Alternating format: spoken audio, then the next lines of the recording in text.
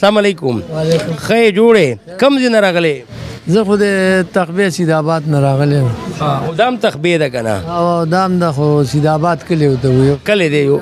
او نوم دې څه دی سید جلال سید جلال سید سید جلال زموږ سره یو ډېر خطرناک ډي اس پي هم دی د هغه نوم هم سید جلال دی خاصه کاروبار کوئ یاره بس کاروبار جي خو بس د زمینداري ممینداري کار کوو ځمکې مشته پټي او شته دی د مالدان خانانو نه لږې لږې اخیستي دلته په دې تاسو په تغبایي کې څه داسې مشهور دي چې په ځمکو کې کېږي څه مشهور کېږي لکه چې سټرابري په چارسده کې کېږي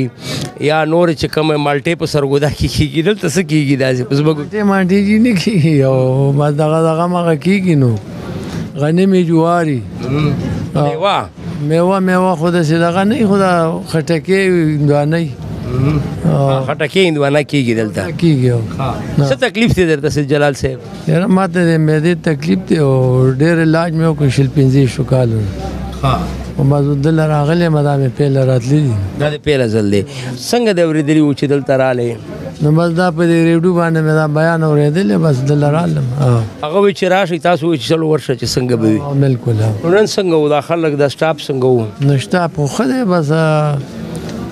الله دې خیر وکړي او شفا الله تعالی کوي بالکل شفا الله تعالی ګوره الله دا بس مطلب دا دی بالکل ګوره خبره دا ده چې یو خو به دوایي په وخت باندې خورې دا ډېره ضروري ده بل چې کوم پرهیز ډاکټر درته وښیي هغه به خامخا جاري ساتې بدپرهیزي به نه کوې هسې هم دا خټکي چې کوم دي دا لږ ګرم دي نو تا خو په ځمکو کې کېږي نو دا که لږ ډېر وخورې نو بیا خامخا سړي ته د معدې مسله جوړېږي او دلته کچالو او بیا په تخبایي کې خو کباب هم ډېر مشهور دي اگر چې موږ څو ځله راغلي خو موږ ګورې کباب نه دي خوړلي خو دلته مشهور ډېر دي نو کباب هم ډېر مه خوره په دې عمر کې بیا او مشهور دي که نه تغوی کباب نو چې کباب سړی ډېر وخوري که نه بیا هم معده خرابي زه نه خورم کباب نه خورم جي بیمار یم دا روجه میجه غوښه دا په ما بنده نه خورم نو بیا به سوچونه فکرونه ډېر کوي نو بس